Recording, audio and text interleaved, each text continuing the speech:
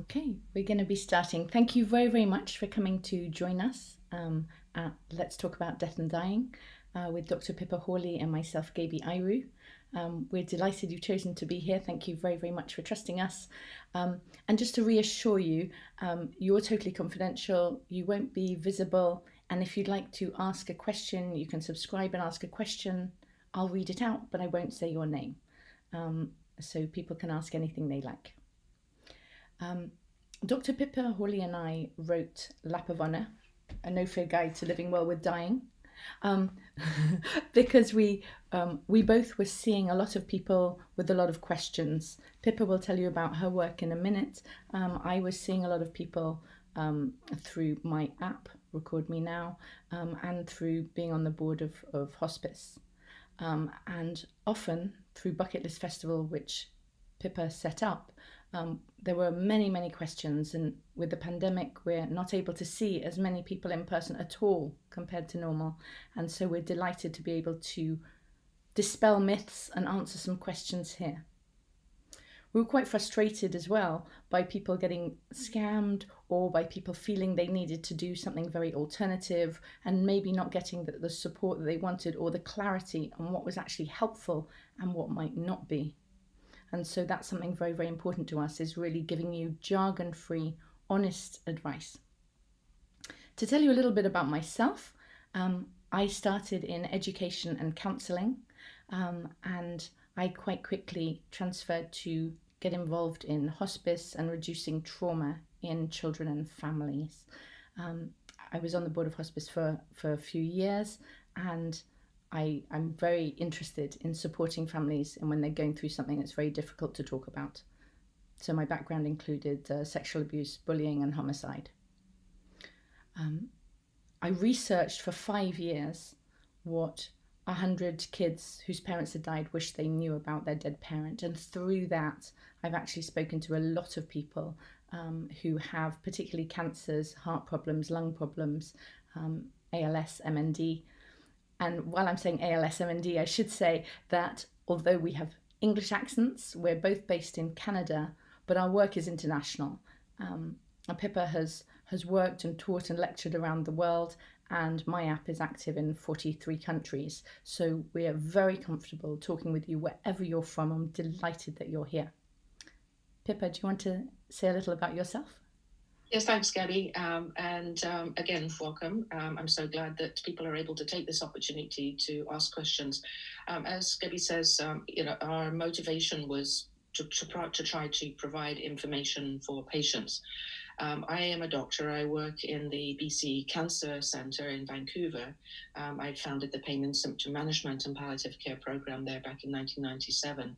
And my goal for my work is essentially to prevent and relieve suffering, whatever that comes from. And in a lot of my work, I end up doing a lot of pain management, but it's not ever just about the pain management. When somebody's diagnosed with a life-threatening illness, there are so many other issues that come to the forefront about meaning, about families, and about practical things like where to be.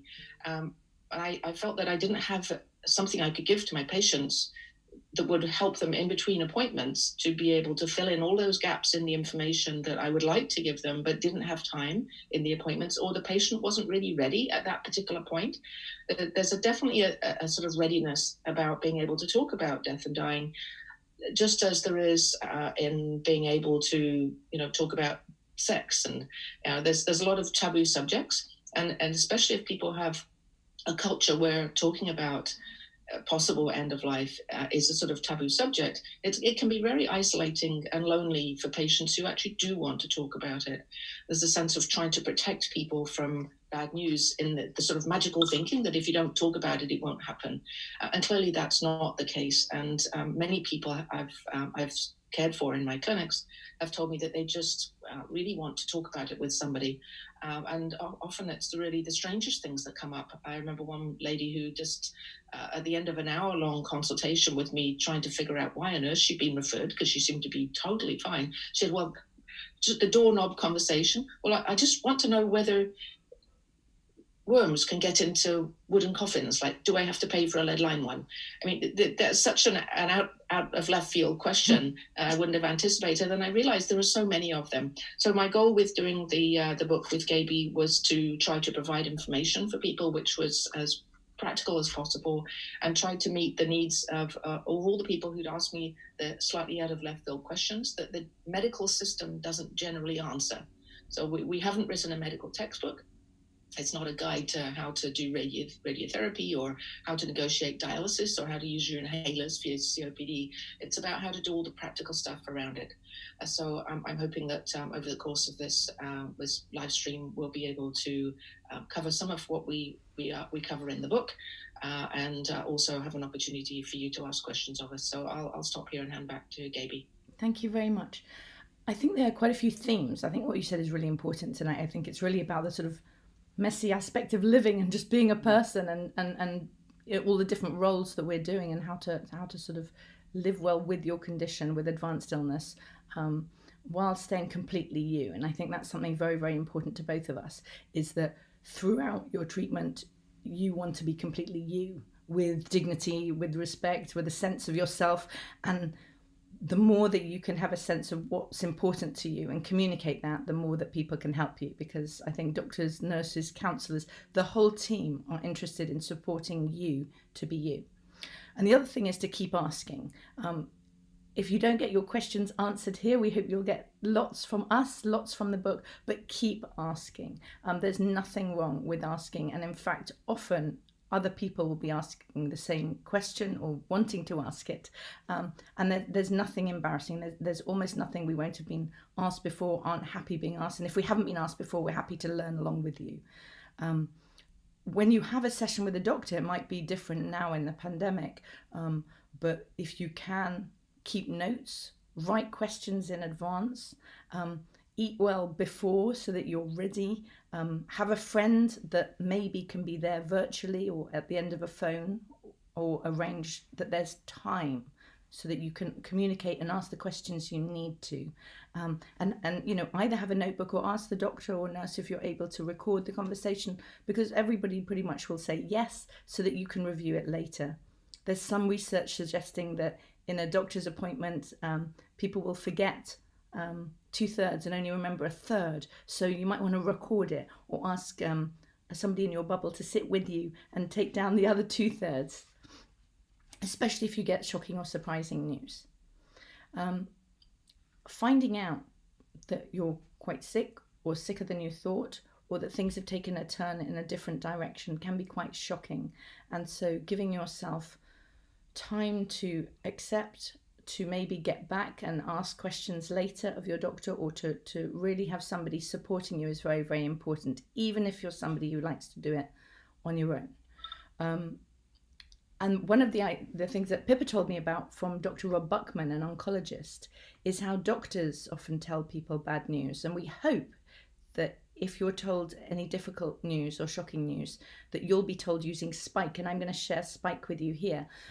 So Spike is a mnemonic for how to break something difficult and deliver bad news.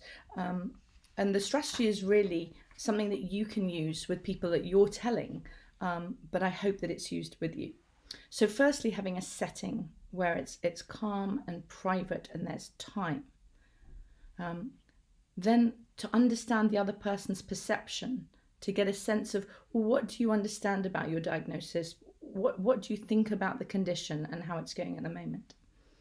The other thing that you might be asked, or you might ask someone, is to invite them to ask questions. Because often, let's say I'm telling my child something, to invite them, because they might actually already have a grasp of it, or it might tell me, no, they really, really don't, and I've got to make things more clear. And then to give the knowledge that, you know, I've got some bad news, we thought this was happening, and now this is actually what's going to be happening, and using the most useful words. If we're not going to use metastasize, we're going to say it's spread. If we're going to, you know, really use the words that are going to help people communicate, which I believe in life anyway, just let's get rid of any words we don't need and just make it clear. And then to respond when you've given the news to somebody with empathy and with support.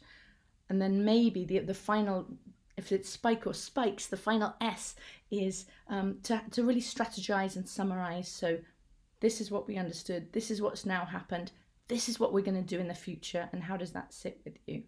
And this is often something that is used by doctors, but as I say, when you're telling members of the family that you're very sick, or anybody else, it can be a useful way for you to pass it on as well, to really make it an easy way to tell people, an easier way for them to understand it. Is there anything you want to add on spikes, Pippa? Oh, just by way of introduction, that is chapter 3 of the book. So Gaby's going to cover some of the content that she covers in her chapters, and then I'm going to cover some of the stuff that I cover in my chapters. The other thing that's really important, and I know this because I saw a lady who 4 years after her husband had died was still telling the children that he was away on a business trip. Please, as much as you can, let's have honesty. And honesty with yourself and the people around you. If you are feeling awful and you're having to dress up and pretend that you're fine and you're putting on all different things, it's exhausting for you and it's not great for people around you. People will want to help. They will be much better on the whole than you might anticipate. People will be able to cope. I know a lot of people say, I can't tell my husband. I saw a lady recently, she said she couldn't tell her husband, she couldn't possibly tell her husband, he would collapse and not be able to cope. Actually, it was hard for her telling him, and he stepped up amazingly well. He just said, tell me what I need to do. Please don't hide your diagnosis. The number one thing that people at certain hospices, when we told them we were writing this book, said, just tell people not to hide it. So many people want to hide it. It's not useful, it's not helpful, it's exhausting. There are also lots of benefits to once you have a palliative diagnosis in terms of getting medication, getting support, getting Red Cross things for your home, a commode or a lift or a sort of bath chair. You can get all different things once people understand that you are living with a very advanced illness. The other thing is telling your family. You might feel the kids are too young, I can't tell them. Well, actually, I've almost exclusively worked with children throughout my career, and children pick up a lot of information. They will have a feeling for it anyway, and they will be taking guidance from you. So if you can involve them and tell them in a clear way, they will really want to help. And actually, that helps trust issues going forwards, you know, that they were able to be included, that they were able to we've got a list in the book actually of things that children can do of all different ages. Very young children who might be able to bring you water or bring you tissues or make a picture for the end of your bed or your bedroom, to older children who will be able to manage post visitors, answer machines, messages, to much older children who might be able to drive people to come and see you, or be able to help with, you know, organising people and food flow. Please involve your family. And we've also got information on how you can tell broader groups of people, how you can let other people know. And you can decide, think it through. Do you want to send out an email and tell people about you? Do you want to send out a card and then say we're going to have a celebration of life Zoom? Or do you want to work out, some people do a chart. I'm going to tell my sisters, then I'm going to tell, you know, my colleagues, and because they don't want other people to hear from other people, so they work out a chart of the order in which they tell people. You can also ask a friend to tell people, or you can tell people as you see them or they contact you. And another thing I say in the book, which I got from some of the people, in fact somebody with Hodgkin's lymphoma, she said that when she told people, they acted very strangely.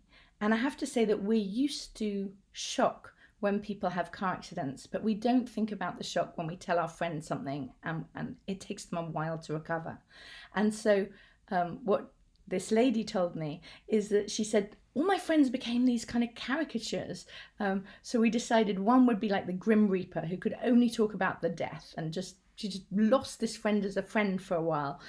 And then the next one became like the witchcraft lady, and she was telling her, yeah, but you've got to do this, and you've got to burn these candles, and you've got to use these waxes, and you've got to do all these funny things. And then the other person told her about how this had very negatively affected their work partnership, and it was really outrageous actually. But many of these caricatures somebody might go into, but they will come out, they will be your friend again, but sometimes in their shock they actually can react in a really terrible way. And I have to say that children will often ask you questions that seem completely insensitive. It's simply because they're egocentric and they need to be their children. They'll say, well, am I going to have to move house? And are you still going to be my mum when you're dead? And I think my kids asked me when my dad died, can we just drag his body behind the car when we go places? And they didn't mean it in the back. They're trying to sort of understand it. They're really trying to think it through. And sometimes it will come out very wrongly. And know when you tell people that it's going to take a while for them to sink in, they will return to themselves and they can say the most dastardly things in the moment. There are also some people who might want you to convert, baptize, find their religion, and other people who just are amazing. And I wish you many of the amazing, the people, the friends who stay with you, understand that it's your condition and that they'll support you through the ups and downs, because there will be ups and downs. And just because you've accepted that you've got limited time left, it's really important, and Pippa can talk more about this, that you understand that does not mean in any way that if help can be found or other treatments can be followed, they won't be followed. They absolutely will be.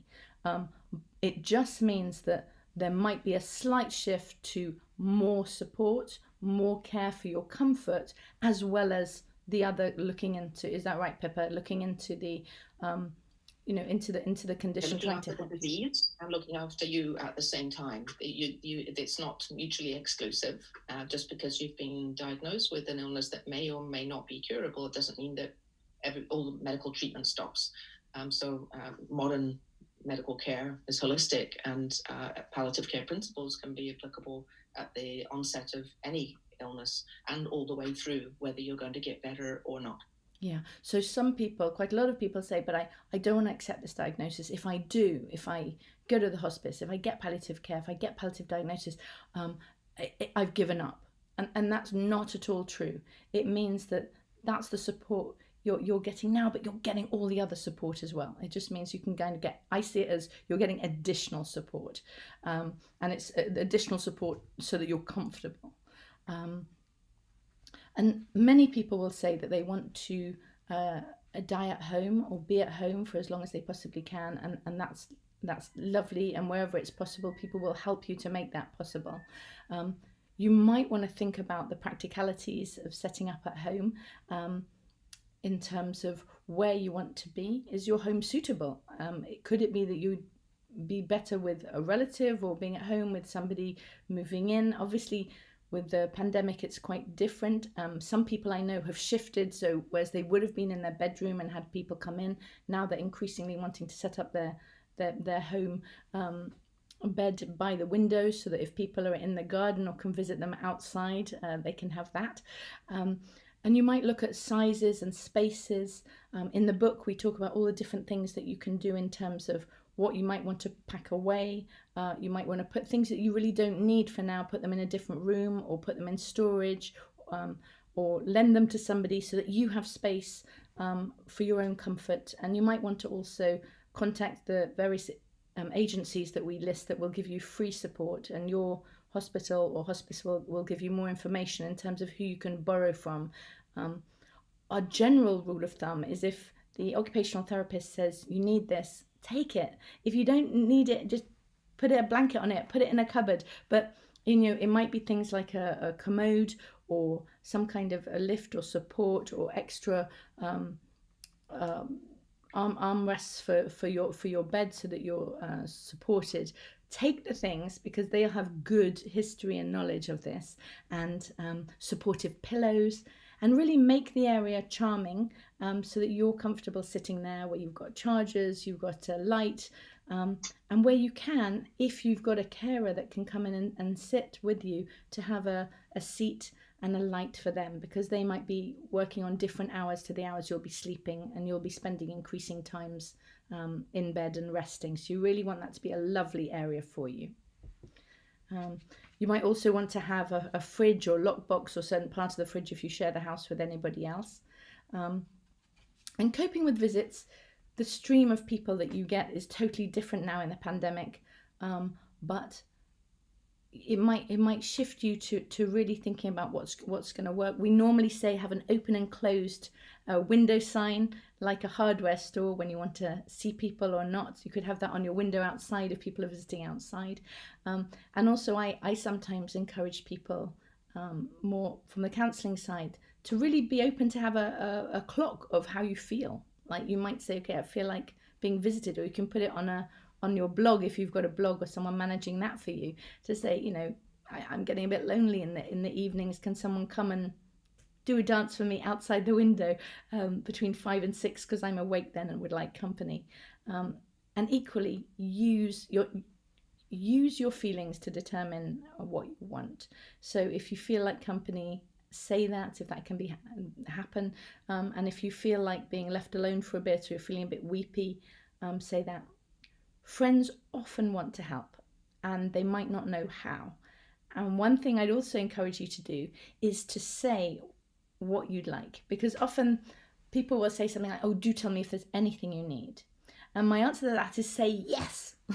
Say yes, I would love, and then give them maybe 2 options. I would love either spaghetti in a pot, or I'd like you to walk my dog. And people might be surprised at the beginning, but it's really helpful because they want to do something. They don't know what. And if you can say yes and give them a practical thing, people actually quite like that. And even with distancing, people can still help you. They can still plant bulbs now for spring. They can still pick up a child from school. They can still go and get you things that you need and drop them off. And we also encourage in the book and give you signs for what you might put on a cool box outside. And you might say to people, okay, this is really great. Thank you so much, on the box, so you don't need to see anybody. I will be picking this up. And then say what time that you or somebody else can actually take the things in, so that if someone's giving you something that needs refrigeration, that they'll know to drop it off near to 3 o'clock or whatever time you're going to pick it up. In terms of telling children and leaving them something emotional, which is sort of my area of specialty, the number one thing for often people want to leave something emotional and they don't know what. This is totally separate to your will, which is a legal document and needs to be. This is your emotional will or legacy. Children like to be told something specifically for them. And the number one thing people want to know is anything. And then they also love to hear I love you and have their name attached, because as time passes, they just love that reassurance. I love that reassurance. I was listening to my dad's tape, and he died a long time ago, but seeing the person is great. And so we also link in the book to the app RecordMeNow. But if you want to, you can do it by video or by letter or anything you like. Telling children thank you for helping. Telling children it's not your fault. Even some people worry, some children worry that Dad told me to be quiet and then Mum dies, and was it my fault? Was I not quiet enough? Just reassuring people that this was a condition and nothing to do with them or you.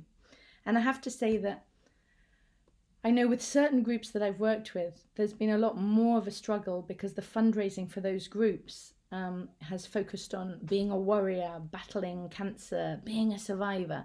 And that has put undue and unfair pressure on people who have those conditions.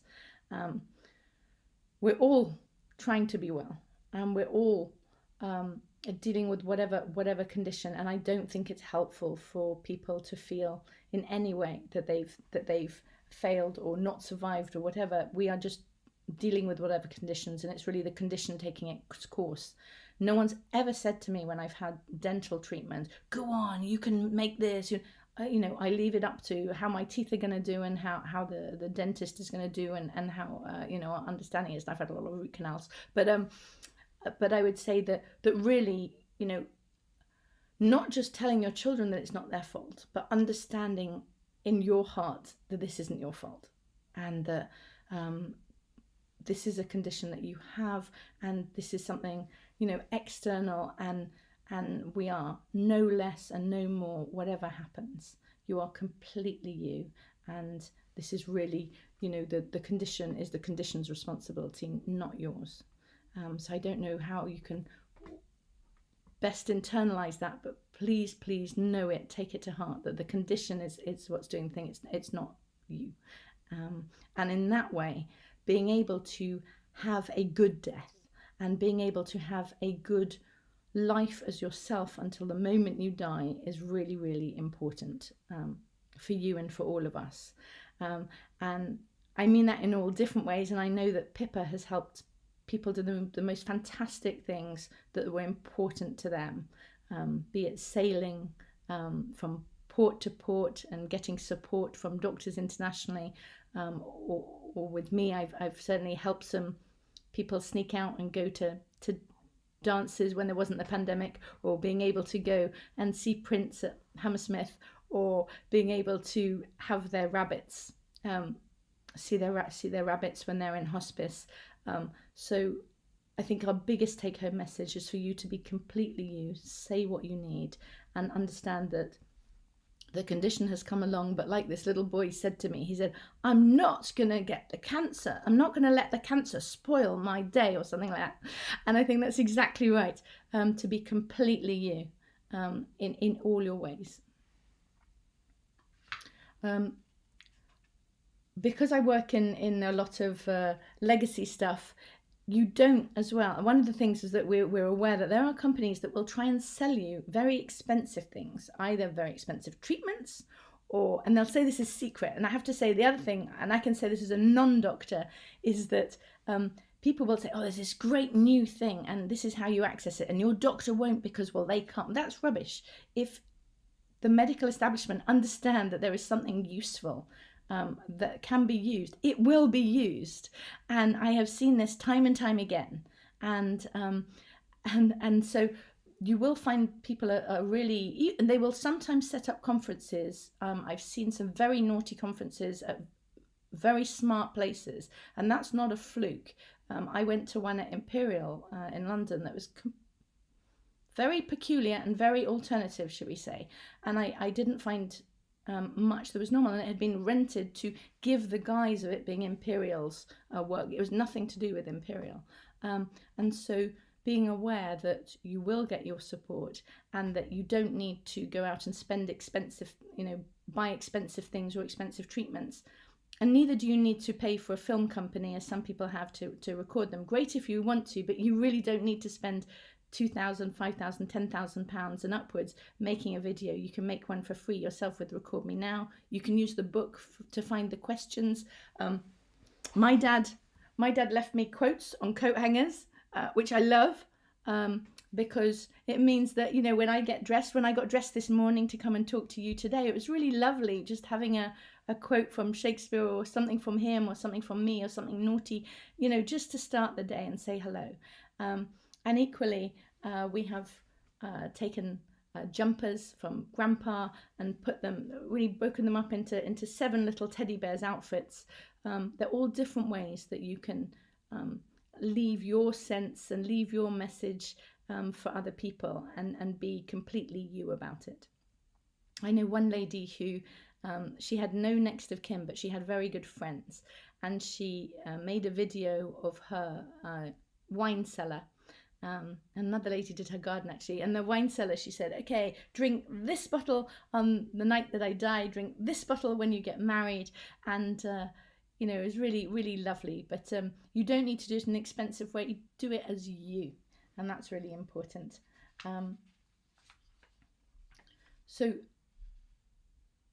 was going to say, Pippa, yes, I'll leave that till later. But being pain-free, having dignity, and feeling ready are probably the most common things that people say that they want. And I think that's really important. That's very much our goal. I think also when people meet other people that are important to them at whatever point, and the pandemic's been useful for that. People have been able to connect with people and say thank you, or I'm sorry, or I love you, or forgive me, or goodbye. And these things are very important.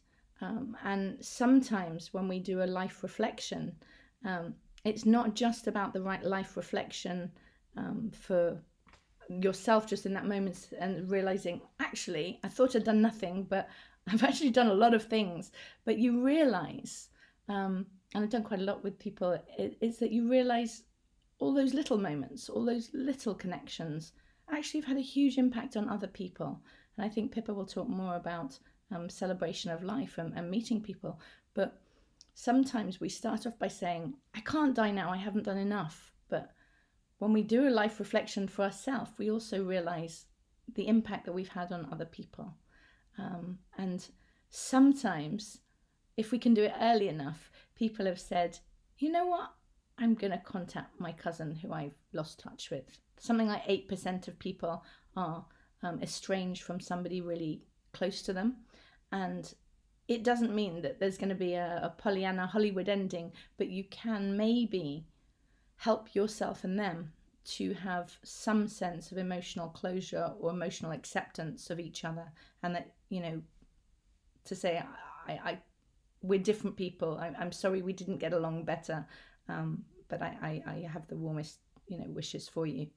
And I've received some of those phone calls, and they are very moving and very wonderful, I think, for both sides. I'm actually going to hand over to Pippa now and pop back in bits. But please, if anyone would like to ask questions, please do. Thank you, Gaby. So I've been actually keeping a note of the chapters that Gaby's covered as we've gone through this. And she's done a lot of the introduction, chapters 3, 7, 8, 10, and 12. So actually done a fair job at covering quite a significant part of the book. Just so people know a little bit more about the book itself, I've got the book here, and I'm going to read some quotes from various representative sections from the chapters that I've done. And there are essentially 16 chapters plus the appendix, and the appendix is how to actually use the RecordMeNow app that Gaby has developed.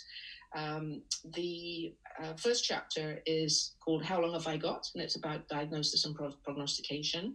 And I'm just going to, just for fear of boring people, go through the list just so people know what to expect. And just by way of introduction, it's designed that the questions that people might have and the needs that they might have are dealt with in succession, so that people don't have to read all the way through the whole book. Some of the chapters near the end may be a little bit harder to approach, especially if you've only just been diagnosed with an illness and you have every intention of getting better. But they are there for you for that point at which you might need it. And you can dip into it. You can choose bits. You don't have to go through it from beginning to end. So it's broken down into lots of little sections with little sound bites taken out. So how long have I got? Diagnosis and prognostication is the first one. How can I face the unknown is the second, and that's dealing with the fear of dying. Chapter 3 is how do I tell them? So they're breaking the news to children and adults. Chapter 4 is actually one of the longest chapters. I think it's the longest chapter, and it's called Time to Travel. And it's about the practicalities of traveling with illness. The next one is Putting You in Charge, and that's talking about advanced care planning, which is a term that many people may not be familiar with, and substitute decision makers. Chapter 6 is about where to be at the end of life, and we talked already about home, but hospital and hospice may be an appropriate place for some people, so we have a chapter on that. Setting up home, that Gaby's already covered. Caring for your carer, that we haven't really covered, but that's another one of Gaby's. The finance questions, so health insurance and the costs that you face. Chapter 10 is about the nutrition, complementary and alternative treatments and what helps and what doesn't. Chapter 11 is also a big chapter called Celebrating Your Life, and we talk specifically about how to hold a living wake. I'll read you a little bit of an excerpt from that chapter. Chapter 12 is about creating a legacy that Gaby's covered. And then chapter 13 is actually about near-death experience, what it's actually like to die, as far as we know. I mean, nobody can ever really know, but as far as we know. And then getting to the end, what actually happens to bodies, so the body during and after death, and then a little bit about terminology. So some of the terms that we've had to get our heads around in Canada recently have been medically assisted dying, but also more widely used around the world as suicide and euthanasia. And because it's important to understand what these terms mean so that when you have conversations, you can all be well informed. And then the last is inspirational groups. So some of the amazing projects that we found out about through our work, which will help you out and help you get through potentially a difficult time. And this is something that we hope to be able to expand on as time goes by. So with the first chapter, I'm just going to read a little bit from the very beginning. So when we get to the end of our lives, most of us will know we're going to die because we've been diagnosed with a disease which we know is not curable. But this simple statement represents the state of understanding and acceptance, which is the end point of a process. The process may be long or short, easy or hard, straightforward or convoluted, but usually looks something like this. So you're a healthy person, you find something is wrong, you talk to a doctor, you get a list of possibilities, you get some tests, you get some results, you get a diagnosis. And then from being a healthy person, you then become a sick person. So then the next step is learning what to expect, trying to fix it, and the realization that it may not be fixable, and then acceptance of mortality. And that's a process that everybody goes through in some way or another at one point, at least in their life. Some people are unlucky and have to go through it multiple times in their lives. At the end of the book, I'm not going to go through the whole thing, but it's important to remember that a prognosis is only a best guess as to what will happen to an average person with your condition, and not to you personally. An average is the point at which half the people with what you have will do better, and half will do worse, sometimes much better, and sometimes much worse.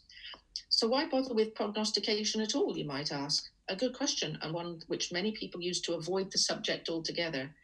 There are sometimes very good reasons to have a prognosis. So again, I'm not going to read the whole thing, but that gives you an idea of what that chapter contains. The next chapter, How Can I Face the Unknown, dealing with the fear of dying.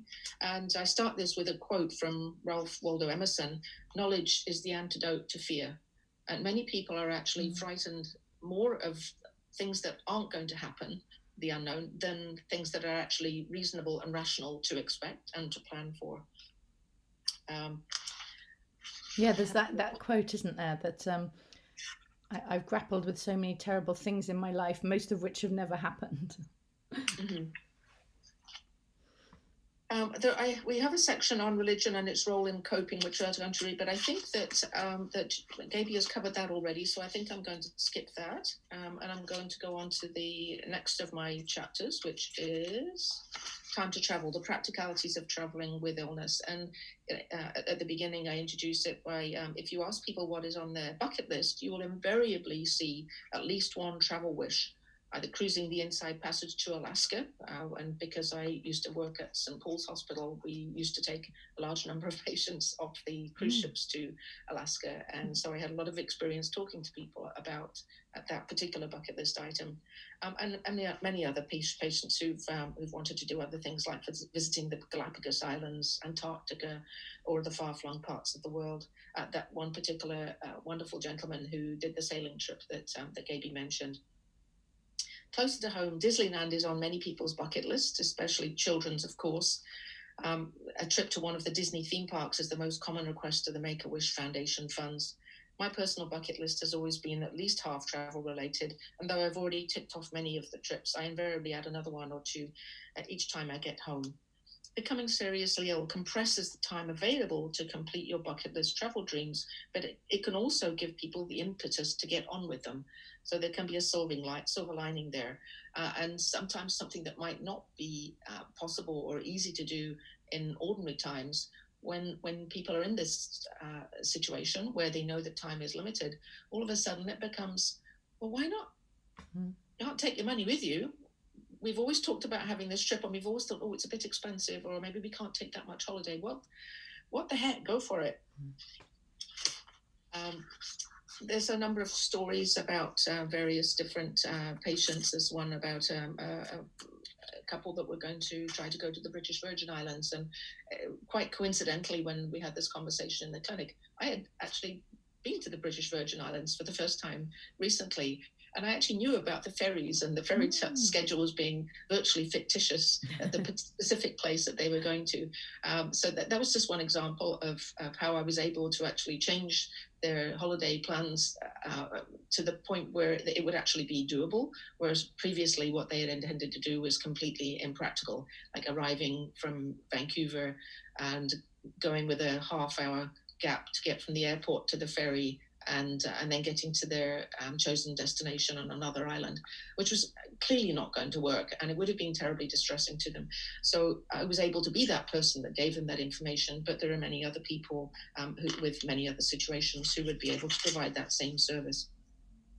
And I do talk a little bit about some medical issues, because when people are traveling, often they are on medications such as anticoagulants, they may be on oxygen, they may be on medications which require to be taken at a certain set time of day. So I talk about how to adjust the timing of your medications so as not to throw everything off schedule, or things that you can do to help reduce your risk of having complications from travel, particularly things like compression stockings on airplanes and drinking plenty of fluids, getting up and walking up and down as much as possible. So that's there's quite a lot of very practical tips about that. Dealing with time changes was one which is important. And then a few other technological challenges, and I'm just going to read a very short section from a bit about other technological challenges, which is, in general, people understand that being able to travel for a bucket list trip, especially for family reunification, is vital to many people for good quality of life, and they are usually only too happy to make it happen. Just as allowing your family and friends to help care for you is a gift from you to them, allowing travel and medical professionals the satisfaction of using their special skills to make you happy is a valuable and memorable gift to them. So remember, the professionals that are caring for you, even if they're not medical professionals, insurance professionals, holiday professionals, transport professionals, it can be tremendously meaningful to them to be able to come home at the end of the day and say, I really made a difference to somebody's life. I made somebody happy today. So don't be frightened of asking. I mean, the worst that can happen is people say, I'm sorry, we can't do that. But most of the time they can. One example I have is we had a young girl who had a very rare tumor in her abdomen and had quite difficult pain. And we ended up putting in an implantable device into her body, which ran pain medications into her spinal fluid, and worked brilliantly. She went from being a sick teenager in hospital on multiple medications to going to dances and going out with her friends, going with her boyfriend. And she really wanted to go visit her granny, who had actually brought her up a lot when she was younger, and she lived in a different country. It was Iran, actually, and not a country where we have close links. It's not like the States or the UK, not to mention that the language barrier. But we were able, myself and my colleague at the hospital that organized the pump, we were able to find somebody in Iran who was familiar with doing the pumps, and we arranged for her to be able to go and have her refills and all her pump care done there. And so she was able to stay for 3 months and spend a lot of time with her granny and then return to Canada. And so you wouldn't think that those sorts of high-tech things would be possible, but they actually are. There are cruises which are designed to accommodate people on dialysis. They'll take a certain number of people, and they just have the machines and the techs and everybody on the boat. And so all the people that wouldn't normally be able to travel because of needing regular dialysis actually can all go. They then go with their family and their friends. They don't have to all be dialysis patients. Obviously, there'd be no room for that. But anyway, that's just some examples of the travel tips. And that's great on high tech. And on low tech, I know that often the places that people really have on their bucket list, like the Vatican or Disney World or certain zoos, they're actually very good. I've been at all three with people who've got life-limiting conditions, and at all three where people have wanted to stay in the queue. Like at the Vatican, the queue is enormous, and for many people, they can't wait in the heat. They're absolutely used to people just coming, having a quiet word and saying, you know, I'm with somebody who's actually finding it a bit hard to stand up because of whatever, or without saying it, it's your choice.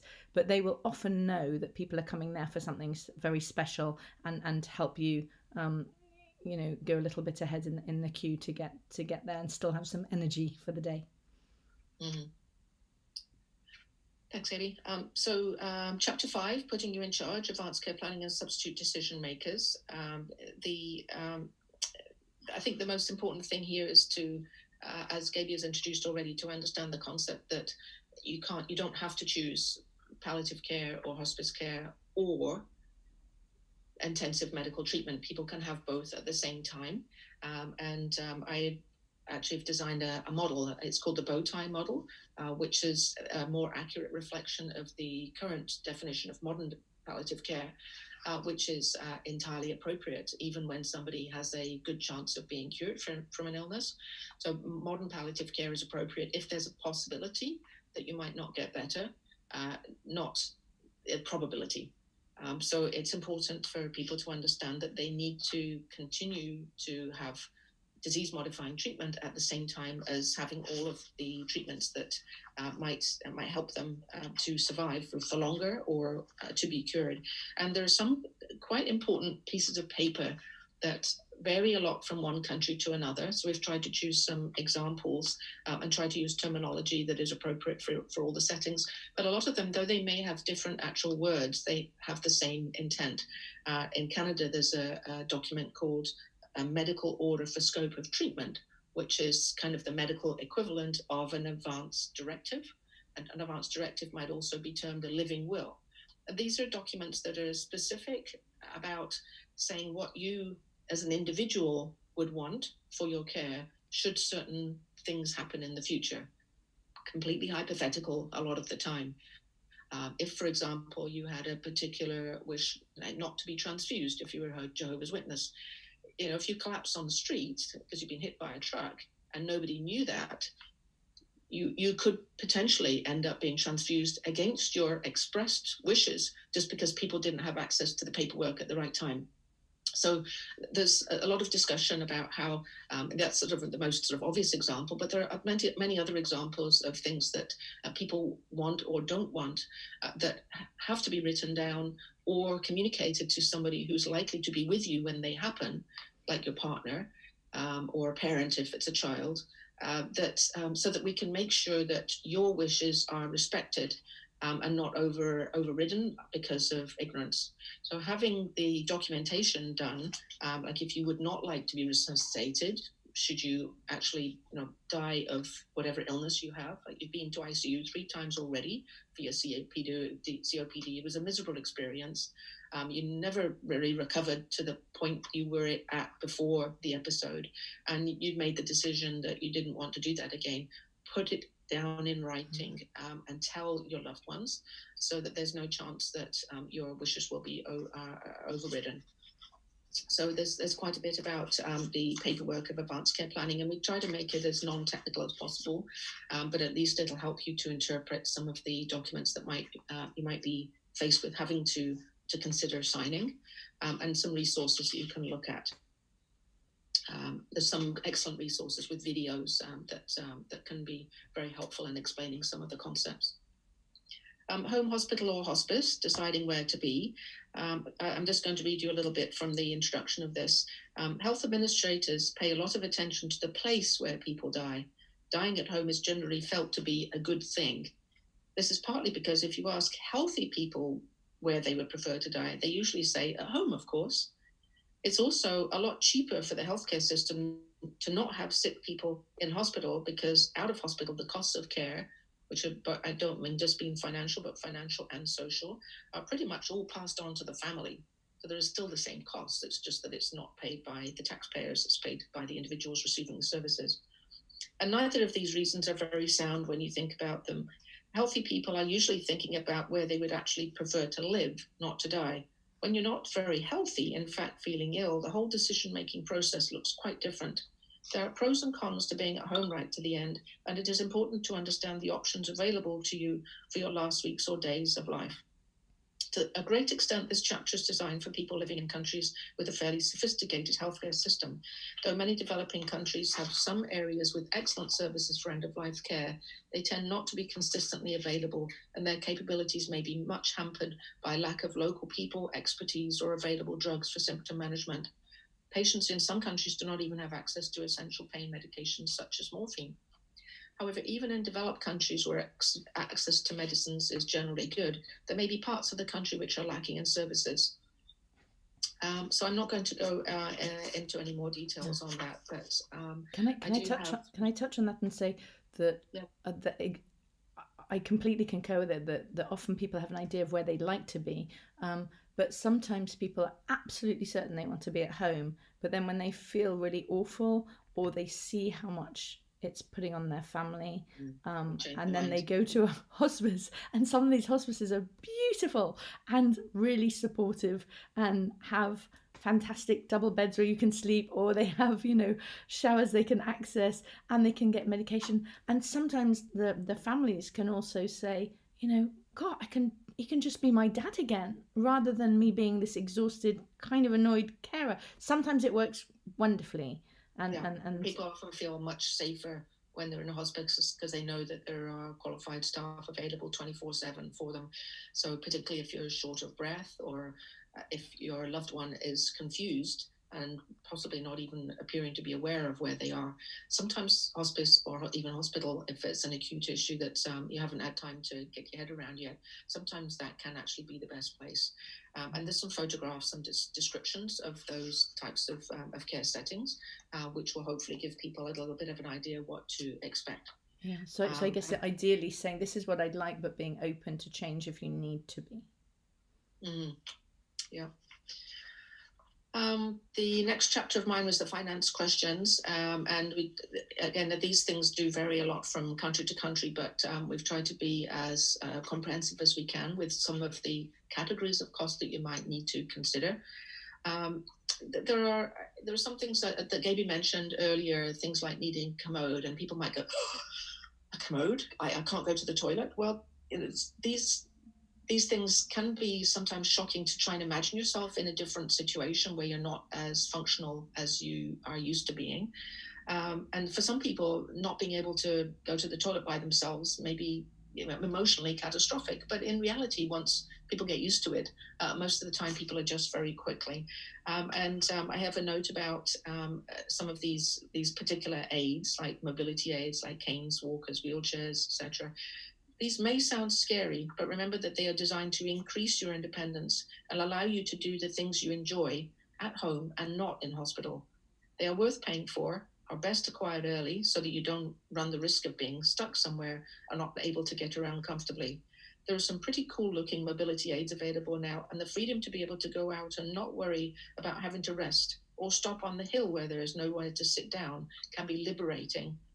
Outings will be much more enjoyable if you can use whatever help is needed to prepare and to get there, freeing you up to focus your attention and energy on making the most of the sites, company, and activities. So that's building a little bit on what Gaby was talking about before, about accepting the help that's offered. Chapter 10, nutrition, complementary and alternative treatments. So Gaby touched on that, but I will include a lot more information about complementary medicines and what the difference is between the two. Complementary medicines or complementary treatments are treatments which don't harm the conventional medications. You don't lose anything by trying them, but you may gain a lot. And the medical professionals are very keen on people having complementary medicines. Like who doesn't want to have a massage?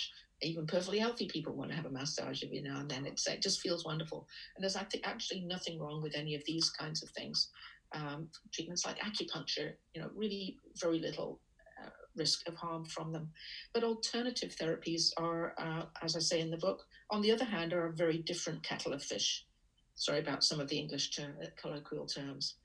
These are unproven treatments which people hope might help a particular illness, most commonly cancer. They are widely touted for many other serious illnesses, such as multiple sclerosis, as well as non-life-threatening conditions such as backache and sore feet.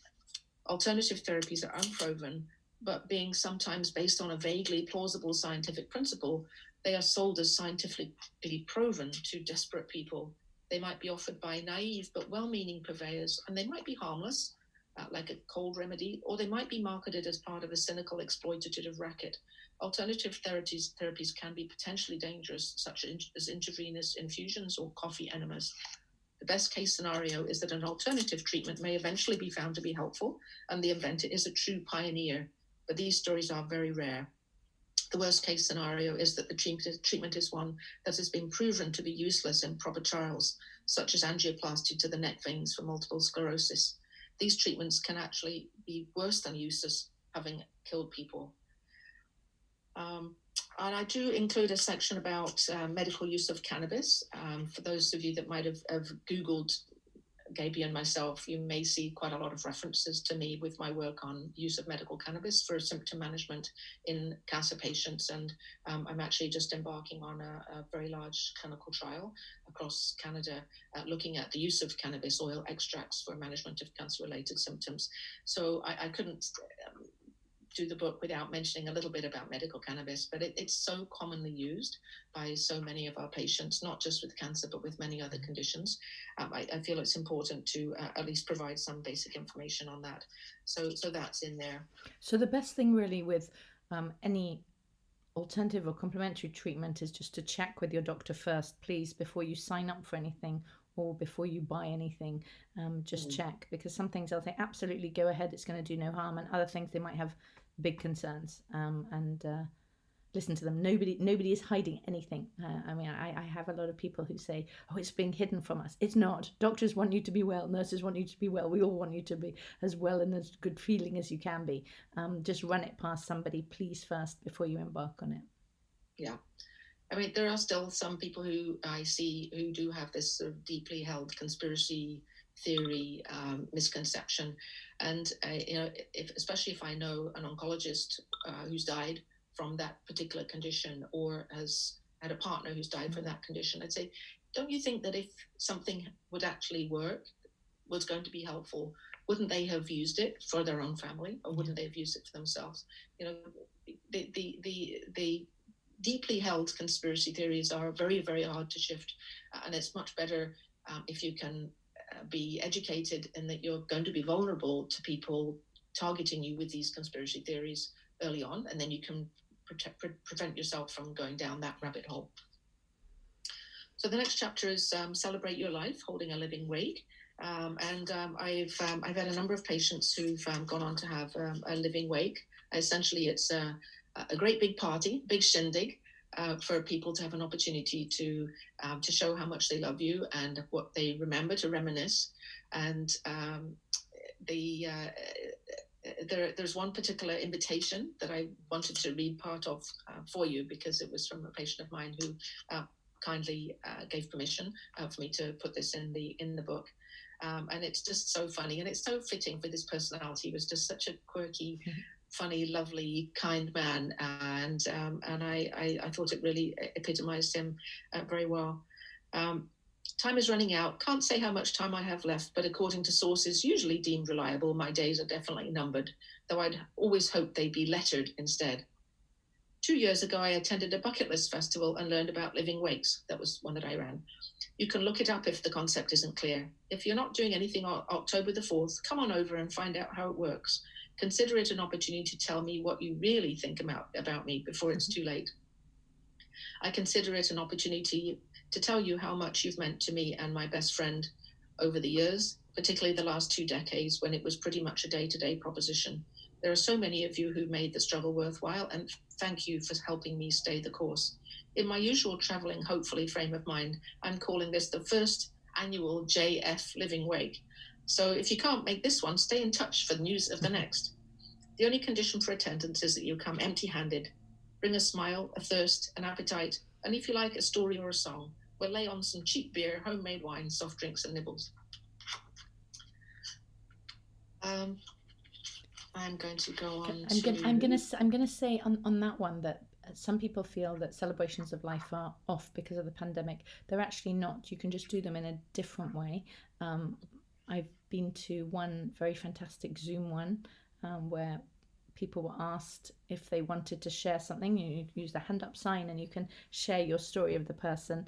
And, you really get this lovely, lovely sense of everyone being able to say what this person meant to them, and do it safely from your own home. And actually, I've noticed that in the pandemic, we've got some people who wouldn't possibly have travelled to an actual party, maybe through age, maybe through distance, who are able to join with Zoom. So I wonder if going forward, we're going to be able to have live and Zoom parties, at once. Everybody can contribute, but they are a lovely way for people to be able to say what you mean to them. And then I've noticed that after these parties, people then almost distance, and the close family and friends stay there, but the other people know, okay, we've kind of said our goodbyes.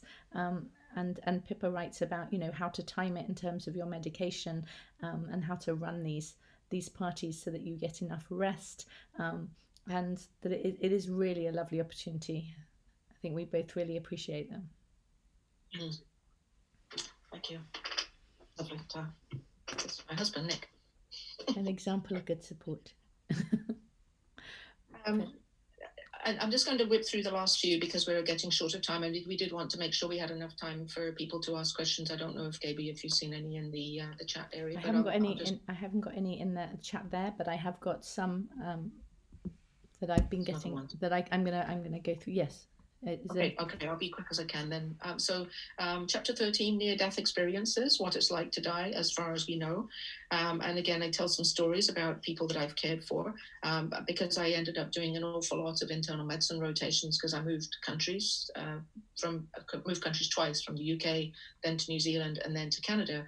I ended up having to do a lot of internal medicine rotations where I was on a code blue team or resuscitation team, and I ended up resuscitating an awful lot of people, some successfully in things like the coronary care unit or the intensive care unit, where their chances of recovery were excellent, but also many that were probably medically inappropriate to have done, but ended up happening because people hadn't done the advanced care planning discussions and the surrogate decision maker discussions that we talked about earlier. But for those that were successful, I always, maybe slightly weirdly, had a bit of an interest in what it was like. So I always asked them what it felt like, and tried to get as much of a feel for what the experience was like for the people who actually went through it. And I talk about the many stories of people who've survived a near-death experience, seeing a bright light, feeling warm and loved, and being free of pain. And that this is not platitudes. This is actually what people report, and they consistently report it very similarly. Sometimes people have quite vivid experiences. Here's one about a particular gentleman. I remember one elderly retired sea captain whose heart had stopped 2 or 3 times.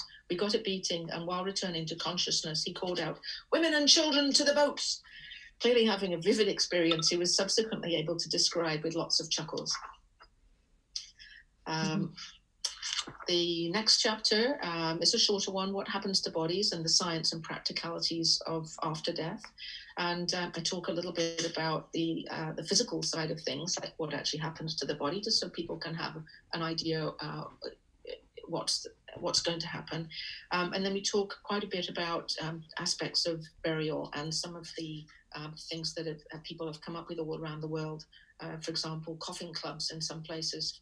For example, one in New Zealand with branches in multiple cities and towns throughout the country. People join the club and learn the skills to construct bespoke containers for their or a loved one's body, or even to donate for those families who cannot afford one or want something special. And we have the link for that.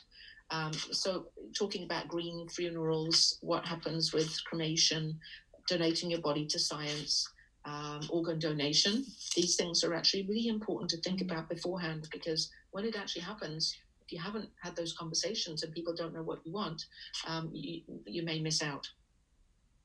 And then my last chapter is suicide, euthanasia, and medically assisted dying, what these words means. I think the most important thing here is to make sure that people actually understand the terminology for when they're asked about these issues. And I'm going to just read a little bit from the end, which is about the legalization of medical assistance in dying. This is not the place to argue in detail the rights and wrongs of MAID, medical assistance in dying, but it is important when contemplating or discussing it to at least understand what the terms mean.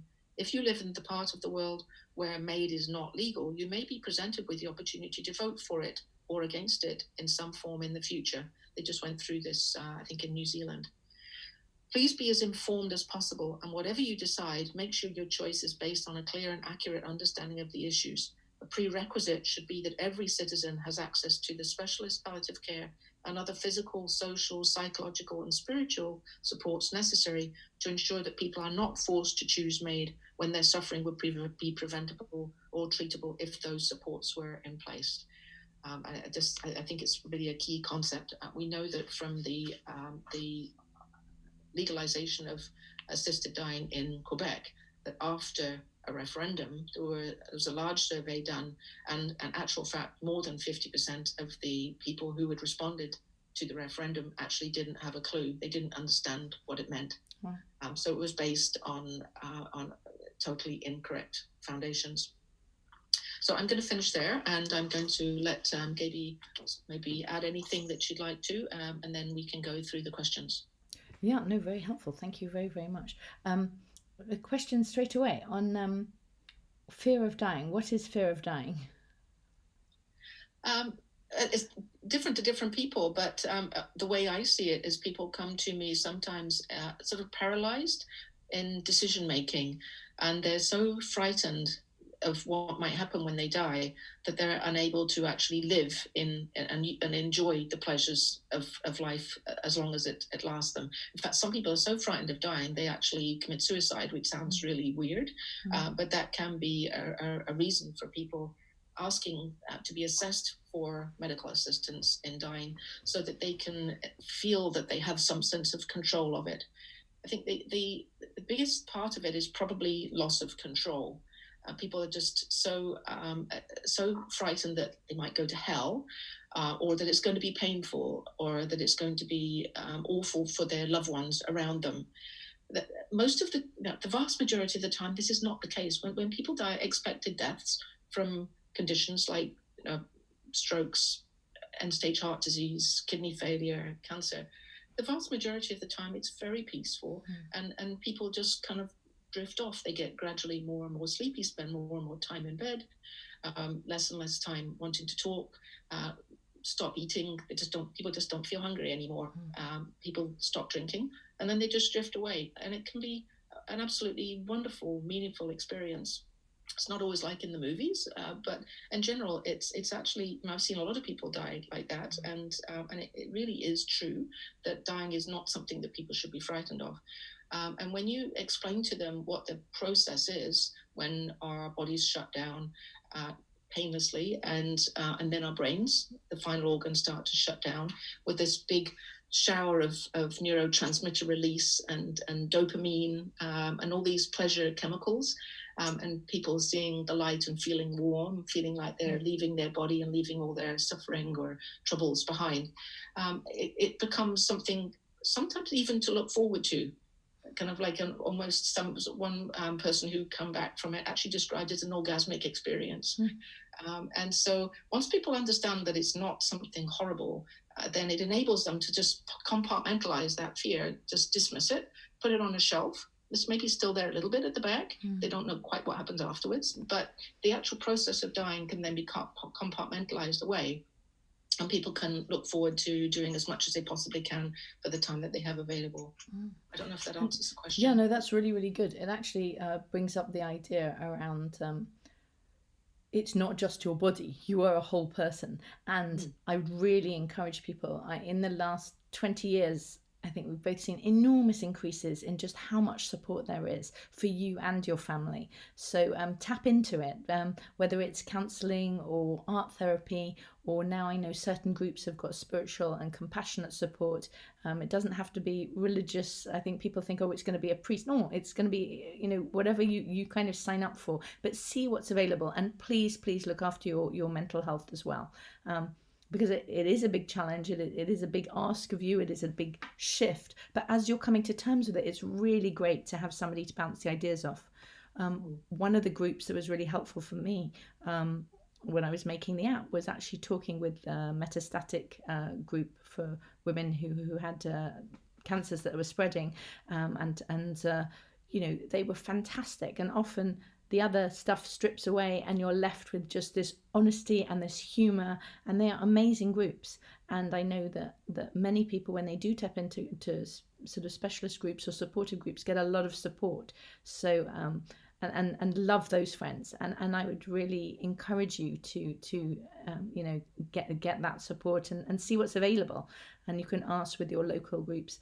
And similarly, we haven't spoken much about carers, but if you have a carer who wants to care for you, that's lovely, and it's really often not an imposition. It's more that they want to give back. It's saying you're a lovely person and they want to give back to you and they want to be there for you. So don't see it, please, as a one-way street. It's really not. It's a chance for them to show you how much they care and love you. And I would just say that in the book we tell you ways that you can support them. It could be a basket of goodies or a backpack so that they've got nice things like a blanket and box of teas when they go to hospice or hospital, or to Marie Curie or whoever with you. Or it could be getting them to make sure that they keep up with their dentist and doctor appointments, so that as they live on, they know that you've looked after them just as they've looked after you. Mm-hmm. As we mentioned, it's a gift to allow people to care for you, because it allows them to show how much they love you. Like food. Food is not just nutrition. It's not just fuel. Food, giving food is a declaration of love, and allowing people to do this, even if you don't want yet another lasagna, like you've had 8 lasagnas in the last 3 weeks, say thank you, because it's an opportunity for people to show how much they love you, and it's something tangible for people that are not maybe able to articulate what they would like to say in words. They show it in their actions. With the subtitle of the book, it's a no fear guide to living well with dying, and the important words there are no fear, I guess that's 2 words together, and living. So living well with dying. Once you've sorted out all of your expectations around the dying bit, and you've got all your practical things in place, then you can focus on the living. Absolutely. And if people find it hard saying things, you can write it down. Like if you notice that somebody's finding it difficult, they want to, maybe start just, whether it's texting them or sending them messages. Or I know Pippa accessed for the book these lovely fortune crackers that you open, and it can have an end of life sort of question. So if you have a relative that's maybe struggling, talking about dying, you could have these at the end of a dinner, and you've each got to answer your fortune. What's it called? Fortune. Yeah, conversation. Yeah. But there's a variety of tools, and we do give information about a variety of conversation starter communication tools, which people might find helpful. These are all things that are designed for patients. The only thing that really started out as a medical tool was the Spikes mnemonic, but which has been built on and improved for teaching all around the world. But there's absolutely no reason why it's not appropriate for using in all sorts of situations. When I was learning to be a palliative care physician, I wanted to try and get really good at Spikes and not have to keep referring to the mnemonic to remember, what was I supposed to be doing next? Is it the K or the I? Which way around is it? And I practiced in my general life, like trying to explain to my husband that no, we actually we couldn't go on holiday to this certain place at this certain time, but we would do something different instead, and telling the kids, no, you can't have a PlayStation 2. Using the same mnemonic, just to make myself get so used to it that after a while it was second nature, and I didn't have to think about it anymore. And so these tools, we've included the ones that we think will be useful to patients and to families. They're not medical tools. Yeah, in Lap of Honor, we've really tried to put in everything that we found useful, that's helpful. And at the back, we've got the fantastic groups that we've come across that are international, like, for example, the Threshold Choir. If you or a family member are dealing with an advanced illness and you want to have a group of people come sing to you, they will come for free. It's nice if you can give them a donation, and you can tell them in advance what you believe in, what your sort of spirituality is, or what songs you like, and they will actually sort of sing to order. And I tried this out. I said, okay, do it on me. And I lay down, and it's absolutely beautiful, just sort of surround sound. And these people, I mean, it's going to be luck on who's in your area, but absolutely beautiful choir who will come. They're very discreet. They don't meet except for end of life care. And really wonderful people, and we've really tried to access as many groups like that as we can for the book, and as Pippa said, we're going to add to it as well on the website when we hear back from people. So thank you for that. There's another question. Nutrition. Pippa, what are your top ideas about nutrition for people? Does that vary per the condition and the stage? Let me just find that chapter, because it might be helpful to actually read a little bit about that one. That's page 139. For some conditions, diet can be tremendously important. For example, in cases of kidney failure, it is important not to eat too much potassium. While in heart failure, salt is on the restricted list. Diabetics will be very familiar with the limits on carbohydrate intake, particularly refined sugars. If you have been provided with dietary recommendations by your medical team, stick to them. So those are specific medical indications for following a special diet. For many conditions, however, diet has not been shown to have any effect on the course of the disease, particularly cancer. I don't know if the person who's asking the question is referring to cancer. There are some things we know about. We know that being overweight increases the risk of having some cancers, and eating a lot of some particular foods is associated with higher rates of some kinds of cancers, like processed meat for bowel cancer, salt preserved fish with stomach cancer. So far, science doesn't understand the mechanisms for how these are related, but there may be other factors which are more important and independent of diet that we don't yet know about. Unfortunately, there is no evidence that changing your diet after you get cancer can make any difference to the cancer cell's growth. Just eating sensibly with plenty of fluids, fruits and vegetables, not too much alcohol, but a little bit of alcohol, it's always nice to have a little bit, and an occasional treat, because you remember, food is not just fuel, it's about pleasure as well. Will be doing the best for yourself that can be advised at present. And I do talk about the extremely low sugar diets. There's been some research which is all done in test tubes with cancer cells, and that if you deprive them of sugar, they will shrivel up and die. And on the basis of this rather academic pursuit, some people have said, well, if sugar's bad for cancer cells in a test tube, then maybe it's bad for me, so I shouldn't eat it. And I've had a number of patients who put themselves essentially on a sugar-free diet, or low or no carbohydrate diet. And it's like going on an Atkins diet. You can lose 50 pounds over 6 months or less with that kind of a diet, and you can get very sick. You feel awful when you don't have any carbohydrates, because you generate ketones, so your breath starts to smell, and you feel tired, and you just feel awful. And what actually happens in cancer is that when the cancer cells are inside you, if they don't have a lot of sugar, they'll just take whatever they can get. So they'll break down, first of all your body fat will go, and then when that's gone, they'll break down your body muscle. And this is cancer cachexia. It's actually a medical term for the wasting disease that people get with some kinds of cancer, particularly things like lung cancer and pancreatic cancer, where people lose a lot of weight. It's not because they're not eating, it's because their body's just not able to metabolize the food, and the cancer will basically suck the sugar out of you. If you don't provide it with extra sugar, it doesn't slow the cancer down, it just accelerates the cancer's consumption of the rest of you. So I would strongly encourage people to be very, very suspicious about any crazy diets, other than good, just general attention to making sure that they get adequate amounts of vitamins and minerals. Yeah, and again, I was with a girl in her 20s who had leukemia, and she was persuaded to have a chef in her home, which used up all of her money, and her parents found it very, very upsetting because they couldn't feed her and give her anything that she enjoyed, and she died quite soon after. But it was immensely distressing for the family, because that was actually their biggest way of coming together as a family, culturally and emotionally. It was just a happy time, and having this chef, spending so much money on the chef, was really alienating for the family, and it was extremely upsetting. Not least, she felt very sad and disappointed that nothing seemed to have worked. But that, it wasn't going to be fixed by the food. So again, be very, very careful, and do give yourself things you like and enjoy the social aspect of eating. And again, even in the pandemic, you can open up a Zoom window and arrange to have, you know, a tea or a lunch with somebody, and they can have a cup of tea and you can have a cup of tea. I've done it with people across different time zones on all different continents.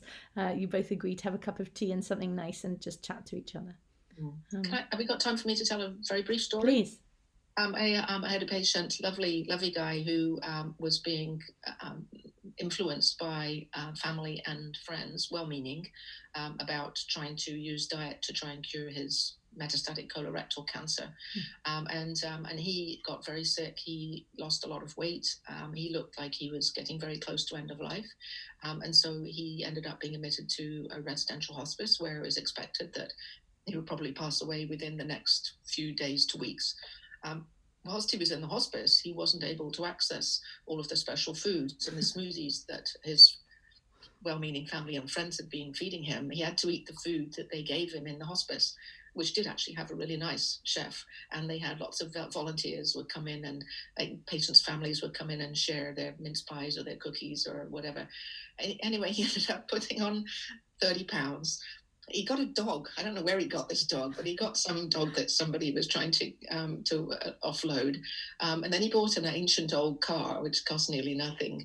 And he ended up spending all his time going out with the dog and rollicking around the neighborhood, meeting his friends and getting drunk and generally having a whale of a time. And they had to discharge him from hospice because, and I think it was because he actually started eating proper food again. It was a wonderful story. It's also an illustration of how hospice can accommodate anything. Like we're not there just to help you die. We're there to help you live. And if living well involves getting a dog and being able to go out and get drunk with your friends, go for it. Fantastic.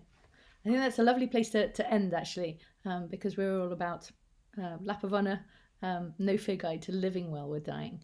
And if anyone has any questions, they can write to me, direct at